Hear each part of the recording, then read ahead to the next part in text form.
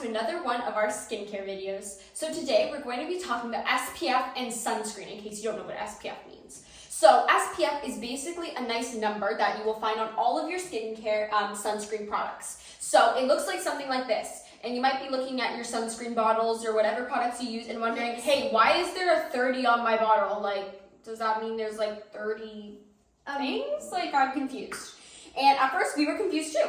So now that we've worked on and done all the research, there is actually a difference between a bottle of sunscreen that says the number 50 on it, a bottle of sunscreen that says the number 30 on it, a bottle of sunscreen that says the number 10 on it, or 15 or 8, and it all depends on these things. So number one, the first most important thing is how much time you're going to be spending in the sun. So, based on this, so we have this one, this is 50 SPF. Yeah, 50. So, the first thing is how long you're going to be in the sun for. So 50, it's really easy, it's just 500 minutes. Well, that is for people with more fair skin, but it depends also on your skin type. So it's on a bunch of variables, and we're gonna show a chart on the screen right now.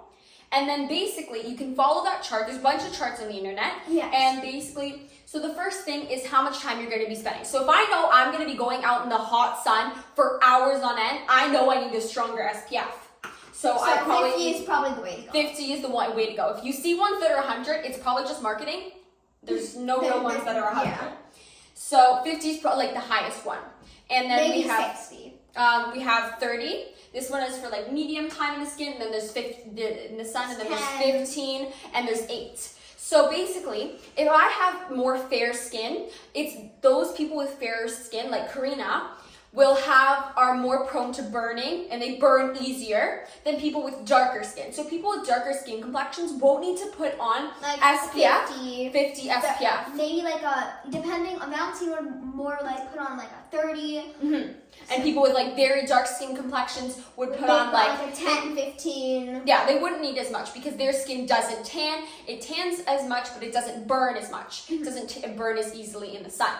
So those two things, once you line them up on the chart that we've shown on the screen, and we'll show it again now, once you've lined up like your skin complexion versus how much time you think you're gonna spend in the sun, that's how you know how much sunscreen you need to use and the SPF number.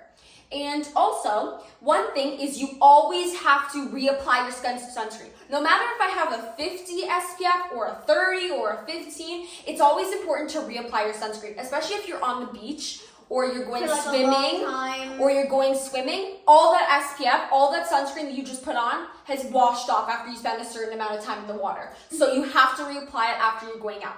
There's also ways in case you don't want to use a very high SPF, because some of those SPFs and sunscreens are not good for your skin. You have to make sure you're always watching the products, because some sunscreen brands don't use products that are generally good for you. So you have to make sure you're always watching them. Always watch the labels, make sure you're doing research before you buy the stuff.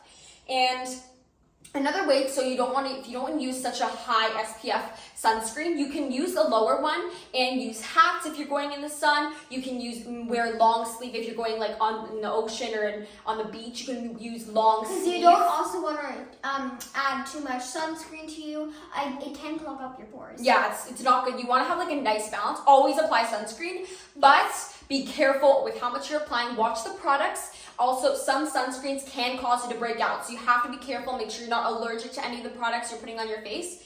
Also, there are different sunscreens that are designed to be put on your face. So there's sunscreens, there's a lot of sunscreens that are for your entire body, like this one, but there are ones that you don't have to put on your face, and rather you can buy separate ones that are just for your face, so they're not as harsh, they don't clog up your pores, because clogging up your pores is never fun. And they're specifically made for your face.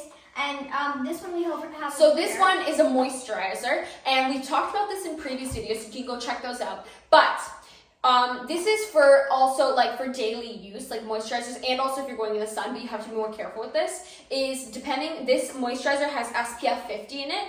So it's actually, the SPF is incorporated inside the moisturizer. You should just put it on your face and you go out in the sun, but you have to be careful with this one also. You have to reapply, same as sunscreen, because if you don't reapply it, you can burn, and burning ain't fun.